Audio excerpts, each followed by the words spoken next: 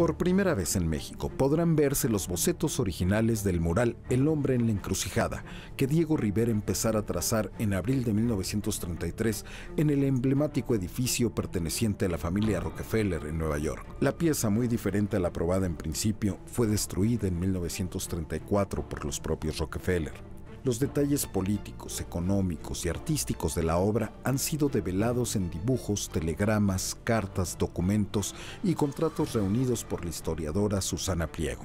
Juntos contextualizan la presencia del artista mexicano y Frida Kahlo en Detroit, San Francisco y Nueva York. Revelan además cómo fueron contrariadas las peticiones hechas al muralista, complicadas negociaciones y pugnas entre los Rockefeller, la prensa, el público y Diego Rivera. La obra hacía un recorrido por los años 30, cuando la crisis, derivada de la caída de la bolsa en Wall Street, puso en tela de juicio la estructura capitalista. Entonces, los modelos de países en los que habían triunfado movimientos revolucionarios gestados en el pueblo eran vistos con recelo.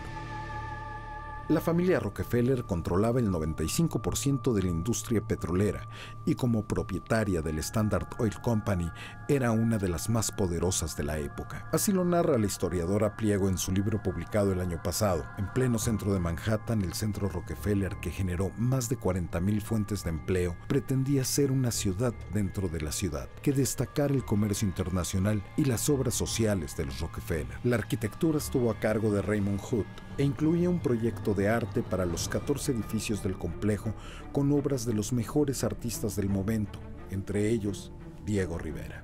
De acuerdo con la investigadora, John D. Rockefeller estaba consciente del carácter subversivo e ideas comunistas de Rivera, así como de la crítica al capitalismo plasmada por el artista del pueblo en los murales de la Secretaría de Educación Pública en México. Por esos años en México, la producción de obras monumentales eran un instrumento didáctico y de propaganda que generaban una imagen de unidad nacional y exaltaban al pueblo y a la clase trabajadora. Pero fue tal vez la internalización de Diego y la influencia de la esposa de Rockefeller lo que lo orilló a integrar al pintor en el proyecto. A.B. Aldrich amaba el arte. Era fundadora del Museo de Arte Moderno en Nueva York y coleccionaba obras de Diego Rivera. El vestíbulo del edificio central 30 Rockefeller Plaza albergaría la encrucijada de Diego Rivera y debía tratar sobre un hombre contemplando con incertidumbre, pero con esperanza, la elección de un camino hacia un futuro mejor. Rivera admiraba la industrialización, la ciencia y la tecnología que sustentaban el progreso norteamericano. Sin embargo, en su encrucijada, no dudó en dejar fluir su visión socialista. Además, según Pliego, en el contrato por $21,500 firmado en noviembre de 1932, se estipulaba que los bocetos debían ser autorizados por los arquitectos del complejo y se establecía que la pieza sería trabajada sobre tela en una gama monocromática en blanco, negro y gris, más 2 a 3 capas de barniz. No obstante, Diego Rivera planteó la obra en fresco y no óleo, y a color en vez de blanco y negro. Así, entre serias diferencias, trabajó en la obra durante 6 semanas. No llegó a concluirla, y finalmente fue destruida el 9 de febrero de 1934, con martillos y cinceles por personal de los Rockefeller, quienes anunciaron en un comunicado que la pieza había sido removida, lo que implicó su total destrucción. Diego y Frida volvieron a México ese mismo año.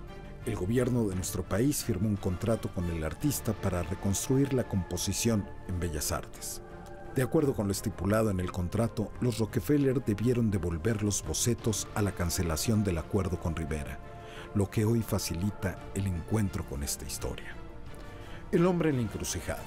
El mural de Diego Rivera en el Centro Rockefeller es el nombre de esta exposición que a partir de hoy, en conmemoración de su 50 aniversario, alberga el Museo Anahuacalli, ubicado en calle Museo 150, San Pablo, Tepetlapa, en Coyoacán.